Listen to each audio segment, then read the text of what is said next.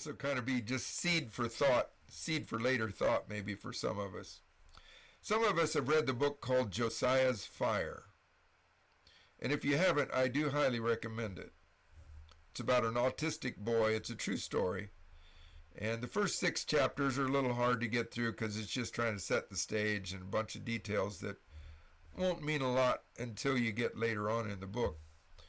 But the little boy is severely autistic. He can't talk and he can't do anything. But somewhere along the line at about 6 years old, they discovered a way for him to communicate through an iPad.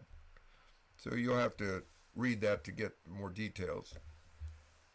He's, interestingly, when he talks now, he shares with his mother, who has no predisposition to charismatic, heaven, spiritual things.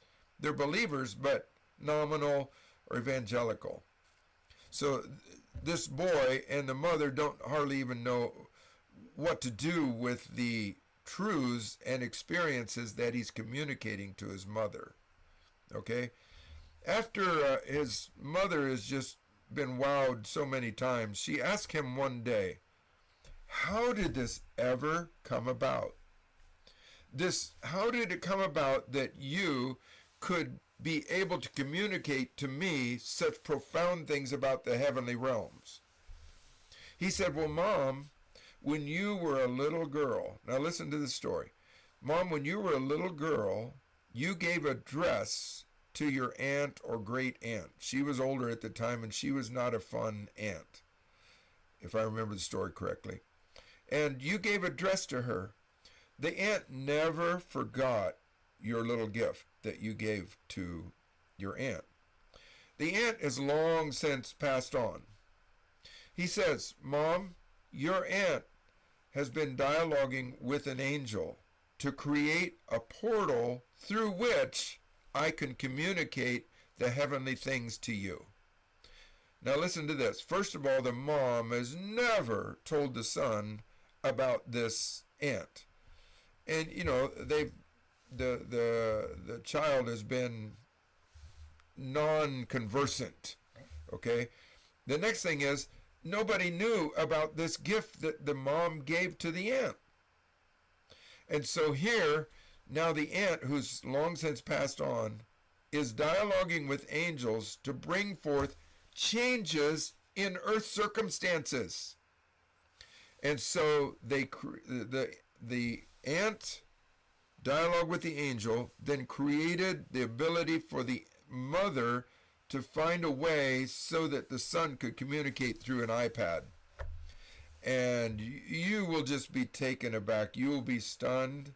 The pictures that this young boy tells about the heavenlies are, in my opinion, and I've not read a ton of books, but I've read my share of heaven, and I was in heaven and I saw heaven and heaven is real, and all of those are from people that could use a filter of their previous knowledge to create some coloring of the picture.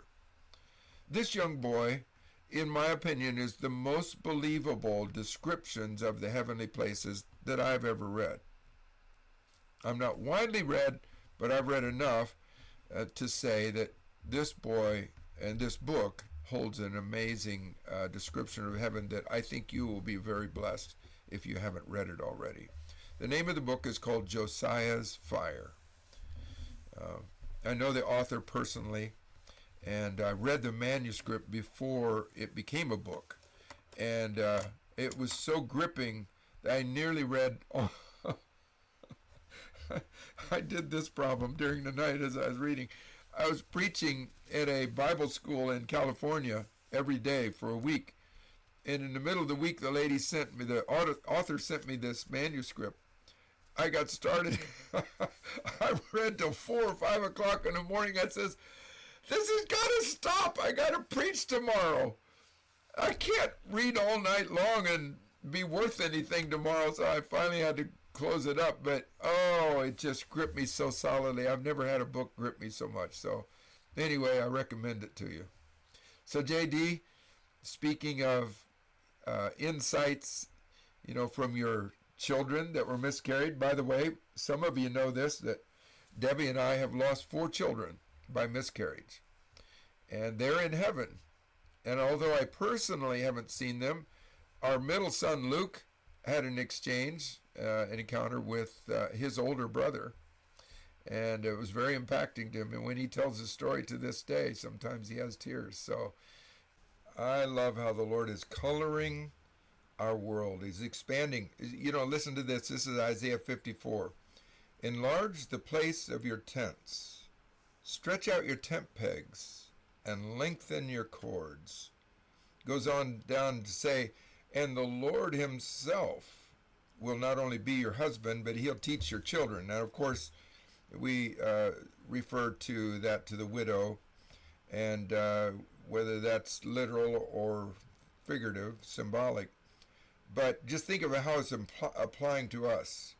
Our worlds, meaning realms, are expanding dynamically, stretching out the place of our tent pegs, and lengthening our cords.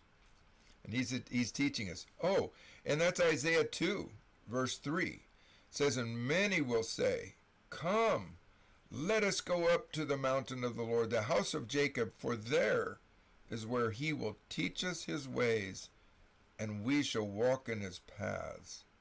And then what happens? And that's where the law of the Lord goes forth from Zion. The word of the Lord and the law of the Lord goes forth from those heavenly places. That's you and I. When we've been taught by the Lord, when we learn to walk in his paths, then we can speak as oracles from the heavenlies. Who knew? Well, God did, I guess.